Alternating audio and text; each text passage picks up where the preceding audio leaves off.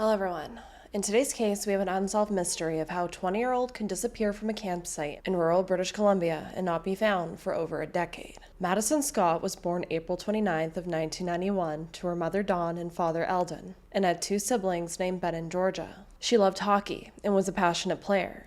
She was also known to love dirt biking, swimming and water sports, horseback riding, figure skating, and hanging out with friends. Madison was described as having a vivacious, fun-loving, playful, social personality, and would often do things on the spur of the moment. In school, her teachers described her as an independent leader who loved to take control of projects and be involved in every step. But she was definitely a social butterfly. Madison and her friends also loved filming amateur movies together to pass the time, and you always were going to have fun if you were hanging out with Madison. Madison and her family spent most of her life in Vanderhoof, British Columbia, a small town known as the geographical center of British Columbia, which is also located along the Highway of Tears. It's a rural town along the Necheco River with a population of around 4,500 people. In 2009, Madison would graduate from Necheco Valley Secondary School and began apprenticing as a heavy-duty mechanic in the logging industry with her father. Her brother Ben saying that his sister Madison was someone who was as comfortable in a dress as she was in work coveralls. On Friday, May 27th of 2011, and now 20-year-old Madison had plans that Friday evening to go camping with some friends, and she initially ended up driving out there, realizing she didn't have the correct tent and would head back home. Madison would last be seen leaving her family's home around 9:30 p.m. that night, with a female friend named Jordan, to go on an overnight camping trip to celebrate a birthday. This would be the first time that Madison and Jordan had ever gone camping together, and this would be the last time that her mother Dawn would ever see her daughter alive. The campsite was located at Hogsback Lake. This area was very popular with locals and was roughly a 20-minute drive or 25 kilometers southeast of Vanderhoof. It's in a forestry campsite with 3 camping areas, a swimming area, and dock.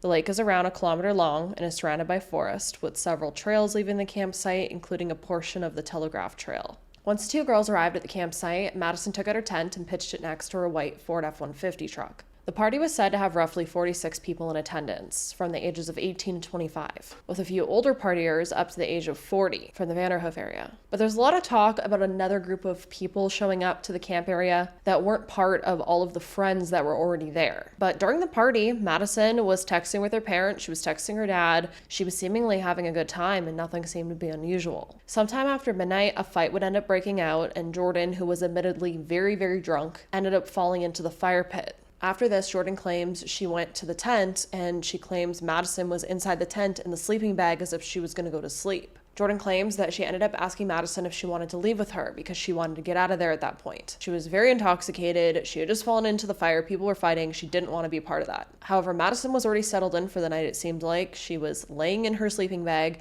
She had the tent all set up, and she didn't want to just leave then at that point. So Madison ended up telling her that she didn't want to go. And I mean, if Madison had been drinking or anything like that, she wouldn't have been able to drive anyways. So Jordan ended up leaving with a young man that has been reported to be a newer boyfriend of hers that lived in the nearby Hogsback Lake area. But this left Madison at the party alone. But according to Jordan, when her and her boyfriend left, there were only about 5 people left at the party at this point. Madison's father believes that she was under the impression that a lot more people were going to be camping overnight there with her and it wouldn't just be her camping there. However, that didn't end up happening. Madison was last reported to have been seen inside of her tent between 2:45 to 3 a.m., which now is May 28th. And it's alleged that others also asked Madison if she wanted to leave with them, and she declined. Around 8:30 a.m., Jordan and her boyfriend returned to the campgrounds to collect some of the items that she'd left there, such as her clothing and sleeping bag. However, when they got there, the tent ended up being found unzipped, and all of the items inside of the tent were pushed to one side of it. As far as I seen, they never seen any sign of Madison, so they ended up just grabbing their stuff and leaving.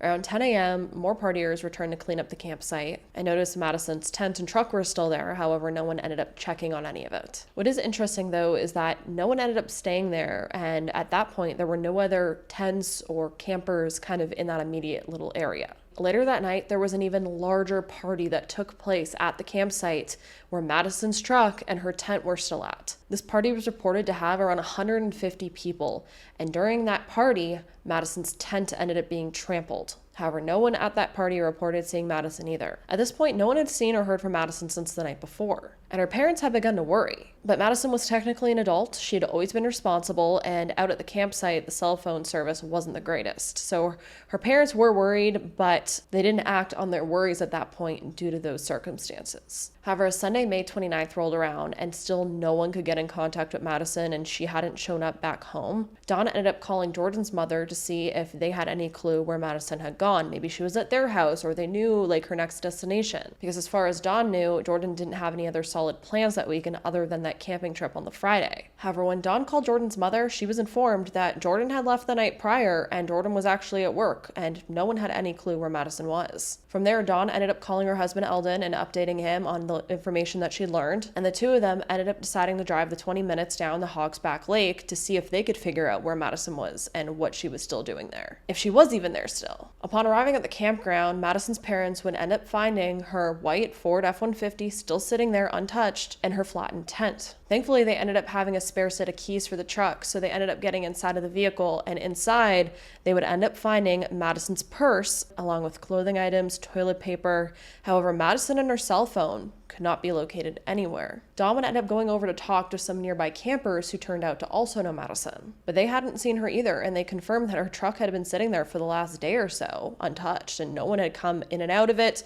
It hadn't driven anywhere or left. It had just been sitting there since she parked it there on the Friday night. So from there, they decided to start wandering down some trails nearby because, maybe she had gone off in the woods and gotten lost or injured, or something had happened, and maybe they would have found her, a few feet away from her truck. However, they weren't able to find any signs of their daughter anywhere. So seeing all of this as bad sign after bad sign, Dawn would end up calling the RCMP and reporting her daughter missing. Police would descend on the campsite, bringing air searches, ground searches, water rescue, helicopters, horses, all trained vehicles. Multiple different search units showed up, including the RCMP, search and rescue teams from Vanderhoof, Prince George, Burns Lake, and Fort St. James, and they all helped direct additional volunteers as well. Grid searches starting from the campsite and working outwards began, with helicopters also searching. And the lake was also searched by boat and a sonar team, since the camp was right next to the lake, as you can see here from the photos. Up to 150 volunteers searched, including horseback patrols, people walked the shorelines, they also took ATVs and walked down the trails, as well as the logging roads in the area. But despite all of the searching, there were no signs that Madison or anyone else had really left on foot or ATV or anything like that down any of these trails or the wooded areas surrounding the campgrounds. During this time, posters began to be made as well and placed throughout the local area, and the RCMP would also make their first press release at this time. A spokesperson would say, and I quote, "It is important that we determine what happened that night, what her plans were from Saturday and the rest of the weekend. We've conducted some interviews, but it is important that we speak to anyone and everyone who will help piece together the bigger picture. We still have many questions, as does Madison's family." End quote. By May 31st, family, friends, and more volunteers began to help also doing grid searches. And they tried to be very meticulous about it, making sure they marked off the direct areas that they were searching so that they didn't get double searched and that more area could be covered. Additional roads were also searched by vehicle from Fraser Lake to Isle Pierre. Private land and many buildings throughout the woods were also searched. Door-to-door canvassing also began in the area, and people across British Columbia began to spread the word on Madison's disappearance. And a Facebook page was also set up, along with a website that a lot of the information that I'm talking about today can be found. But still, despite how thoroughly everything was searched here and how many people came out to help, Madison was nowhere to be found. Not one sign of her, not one piece of evidence. And as May turned to June, the RCMP began to interview more and more people, especially the partiers that were there at the first party and the second party, and they began to look into cell phone records as well as tips that were coming in. Yet still, Madison was not found. My name is Madison Scott, and this is my husband Eldon. We are the parents of 20-year-old Madison Scott. Our daughter Maddie was last seen on Saturday, May 28th out at Hog's Back Lake, just south of our hometown of Vanderhoof. While we continue to receive outstanding support from our friends and the community, and the RCMP continues to follow up on information and tips, we have not been able to locate our daughter. Therefore, we would like to announce that we are offering a reward of up to $15,000 for information leading to the safe return of our daughter, Madison Scott. We are hopeful and continue to believe that someone out there has the information we need to bring our daughter home. Please, search your heart, search your mind, and review your memory and call the RCMP with any bit of information you may have. Call the Vanderhoof RCMP at 250-567-2222. Or, if you wish to remain anonymous, call Crime Stoppers at 1-800-222-TIPS, where you may also be eligible for a reward for information. We love our daughter. We need her back home. We need to find her. Please help us. Thank you. It has been 3 years since 20-year-old Vanderhoof resident Madison Scott was last seen, and her family says the passing anniversaries don't get any easier. Scott disappeared on May 28, 2011 at a camping party south of Vanderhoof. Although her tent and truck were found at the campsite, her keys and her phone have never been located, and she apparently vanished without a trace. Scott's grieving family has posted a reward of up to $100,000 for information about her disappearance. There are some challenges, but we have a dedicated team working to try and further this investigation. The opportunities that are presented as time goes on is there may be an individual with information that may feel more comfortable coming forward. They have a lifestyle change and feel it's the right time, or they had some information that they didn't think was important at the time, but now are feeling more comfortable coming forward to a friend or the police or even Crime Stoppers.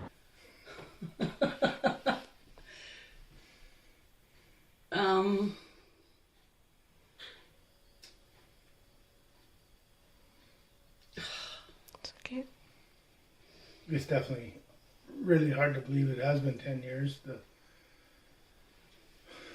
It's not a day or Minute that hardly goes minute by. goes by. She's not part of what we are. Maddie just had her 30th birthday at the end of April. Yeah, and she's missing out on a lot. And she's been missing now a third of her life, 10 years. You know, she's just a wonderful, messy, creative, loving aunt, sister-in-law, and she's missing, and that's the message that we have to keep going with, that she is missing, and we have to find her. And somebody knows something, and somebody needs to come forward with info. We need help to find Maddie. And if anybody has info, they can either contact the local detachment at 250-567-2222, or you can remain anonymous and you could call Crime Stoppers at 1-800-222-8477. We have a $100,000 reward that's being offered. And we have a recurring image that Maddie's sitting somewhere waiting for us to rescue her, and we haven't found her yet. And we need to find her. So please help us find her.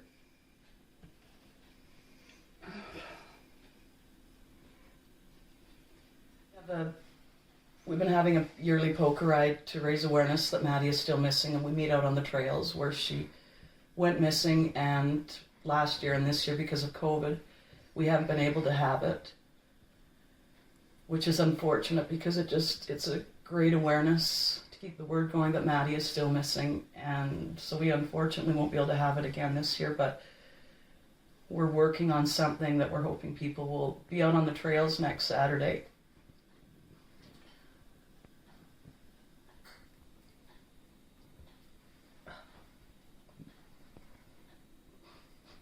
On the day that she went missing. And just to think about Maddie and keep your eyes open. And we need to find Maddie. And we'd like to thank everyone too. We've had amazing support, and it just continues, and we're so grateful to everyone. That's the one thing that resonates in me is the support we've received over the last 10 years and continue to. It's amazing the amount of help, support.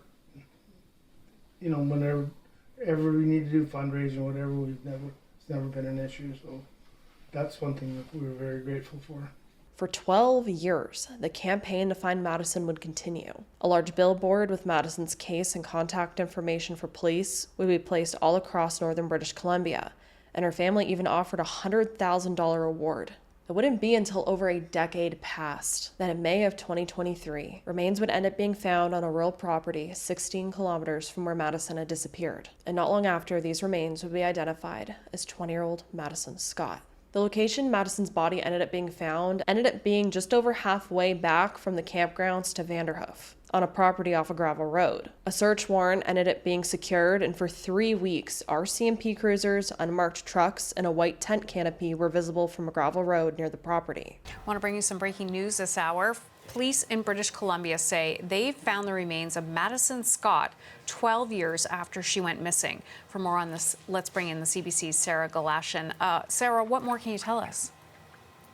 Well, Hannah, yeah, so the RCMP are saying that they have found the remains of Madison, or Maddie Scott, who went missing 12 years ago. She was 20 years old at the time. This was May 28th, 2011, and she had last been seen celebrating a friend's birthday at Hogsback Lake. They were camping. That's where she was last seen, and then she disappeared, and thus began the search for the 20-year-old. That campsite was about 25 kilometers southeast of her hometown of Vanderhoof, but also in the vicinity of what is of Highway 16, which is commonly referred to in this province as the Highway of Tears, given the number of women who have gone missing along that stretch of highway. And as such, Madison Scott's disappearance was profiled by CBS's 48 Hours, their investigative show, as a possible disappearance related to the Highway of Tears. RCMP not commenting to this point on any connection there. What they are saying is that her remains, as I say, have been found, and to that end, they are currently executing a search warrant on a rural property that is on the east side of Vanderhoof. It's very tough to be in that hurry up and wait situation. It has been a year, but as we know in police investigations, a year actually isn't a lot of time, and we have that full confidence in the RCMP that they're doing what they need to do in the investigation, and hopefully that will come to fruition soon, and we can go through and see the justice system do what it needs to do, and see some justice happen. Lynn Stewart works with women experiencing violence. She says Madison's disappearance and death have weighed heavily on people. It just really brings it home that this is the reality that so many women face. And there is, just again, that disbelief that why is this still taking so long, and why did it take so long to find her? The RCMP does say it needs more tips from the public to solve Madison's disappearance. Her family is offering a $100,000 reward, and the billboards with Madison's face now call for justice. The RCMP and support services are currently on the scene of a rural property east of Vanderhoof, where it has been confirmed that Madison Scott has been found. Police say Scott's remains were found days ago and have been positively identified by the BC Coroner's Service. The property has been secured with additional resources now on scene. It remains an active missing persons investigation where foul play has not been ruled out, and certainly we will continue our investigation to determine the information surrounding this case. Madison's family would end up posting a statement reading, and I quote, "The emotions that we have experienced since Sunday cannot be summarized. However, we are once again astonished at the outpour of support that we have received from family, friends, and our communities. The support has been unwavering since day one, which we are forever grateful, and truly believe that it is the reason that Maddie has been found. As a family, we have the opportunity to allow Maddie to rest, although nothing has yet been planned. We trust that with patience, persistence, and belief that we will receive answers and remain motivated to achieve closure." End quote. And it wasn't just Madison's family that were extremely heartbroken over this information. The entire community had been rallying for over a decade to get answers for Madison and her family, and they were also heartbroken. Upon announcing Madison's remains had been found, a vigil ended up being held where over 1,000 people showed up to mourn her. The municipal flag at Vanderhoof City Hall was also lowered to half-mast, and community members performed traditional songs. But in the last year, since Madison's body has been found, because it was just found last year as I'm recording this video, hardly any information has come out that's moved her case. We still don't have any information of whose property it was that her body was found on, the exact location, how her body was found, if it was a tip, if someone stumbled upon it on their own property, and what the state of her remains were at. Had she been there for over a decade, or had someone possibly been keeping her somewhere and she'd only more recently been buried there? Was there any signs of cause of death? And do police have any suspects? And the thing is, again, with cases like this, the Canadian cases especially, police don't really release much information. And so it leaves us all here speculating and asking 1,000 questions. But I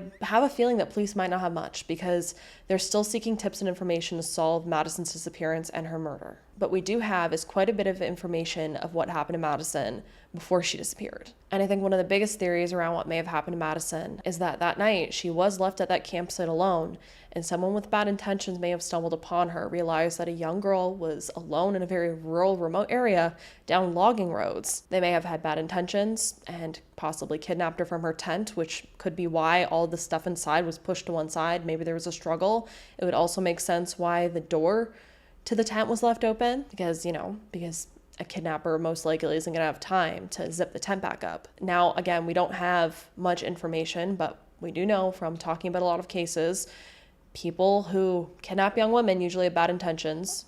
Most of the time, SA is involved, unfortunately. So it makes me wonder, did police ever test the items that remained in the tent? Could something have happened to Madison inside of that tent, which is why everything was so thrown around and messed up, and then she might have been taken somewhere after? Because there hasn't been anything announced that there was any blood found in the tent. You think her friend who went into the tent before police were called would have noticed something like that. But it makes me wonder if police tested stuff like that, because as far as I know, they took the tent with them and they hopefully processed it properly. This case didn't happen in the 80s or, the 70s. This is a case that only happened about a decade or so ago. But it also makes me wonder, could she have been kidnapped and kept somewhere? Or do police know, that her body had been there for a very long time? Or it also makes me wonder if this just wasn't someone passing through. I mean, the Highway of Tears is very close, so there is possibilities that there could have been a serial killer, which we talk about quite often when it comes to Highway of Tear cases, that, maybe knew about this remote area that young people like to go party at, and they just took a little walk through, seeing if they could find a potential victim, and they did. Or could this have been someone who was at the party that night, who possibly noticed that Madison was going to be staying there alone? So maybe they lingered, or maybe they returned a little while later knowing that she was there alone and did something to her. Makes me wonder if there are certain individuals who may not have alibis. I wonder what the police have with that. Could someone have stayed behind to take advantage of her in a similar situation and then, decided they needed to dispose of her so that they didn't get in trouble? But I think in the aftermath of everything, now that her body has been found, because this has been a mystery for over a decade now of what happened to Madison, we now have more at least. Her body has been found. It's not open-ended of, is she locked up somewhere in someone's basement still, which is a possibility in so many cases. It's so scary. But this leaves me with questions like, who owns the property where her body was found? Is it privately owned, or is it just open government land that it was found on? As well as, how did police find her body after all of these years of massive searches taking place?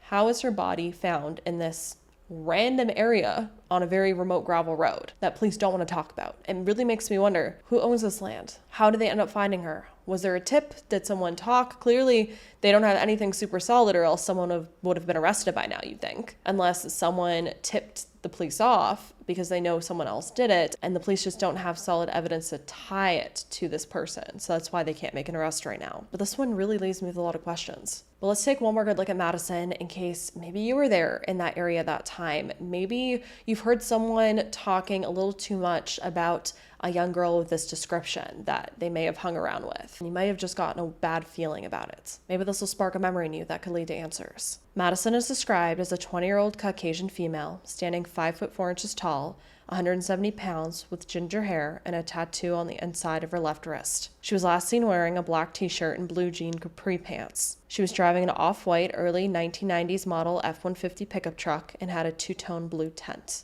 But what I want to know is how you all feel about this case. Is there any information that I didn't include in this video that you know about? And what are your theories in it? Because this isn't a new case, but this case has actually gotten quite a bit of coverage. There's a documentary made about it, which I'll have linked down below, that I found on the website. It has been covered quite extensively over the years. However, it's still not been solved. But I'll be down in the comment section chatting with you all. My heart goes out to Madison's family. I am happy that they finally have some answers. As I said, it's not just open-ended of where she is. Although this isn't the best case scenario, obviously, at least they can now work on getting justice for their daughter and their loved one. And you know, sometimes we talk about lessons we can learn in cases, and this one reminds me quite a lot of the cases that we've been talking about of the young men who have gone missing when they go out partying with friends. Never leave a friend alone, and don't let a friend wander off alone. We should always have a buddy system going on, and we see way too many of these cases where someone wanders off alone or is left alone in this case, and they just disappear. Something bad happens. You know, there is safety in numbers in some cases. I'm not saying that if her friend Jordan had stayed there that night, that Jordan wouldn't have been harmed as well, because all we know is that this may have been a case of 2 missing friends, not just Madison. And I know some people think that discussing stuff like this is victim blaming in some way, but I don't see it as that. I see it as using cases and stories like these to help other people to not end up in scenarios like this where something bad could happen to them. And I think that's very important, is to talk about stuff like this, because if we don't talk about stuff like this, it can continue to happen. And I don't want to see you or someone you love or a friend of myself or a family member of myself end up like this. You know, tell your children never to leave another friend alone. Tell your sibling, if they're going out partying, not to leave one of their friends alone or go off alone. And the more we talk about stuff like this, hopefully the less stuff like this will happen, because there's one too many cases like this. If there are any major updates in Madison's case, I will be back on here to discuss them with you all. But for now, I hope you all stay safe out there, lock your windows and doors, and I hope to see you in the next video.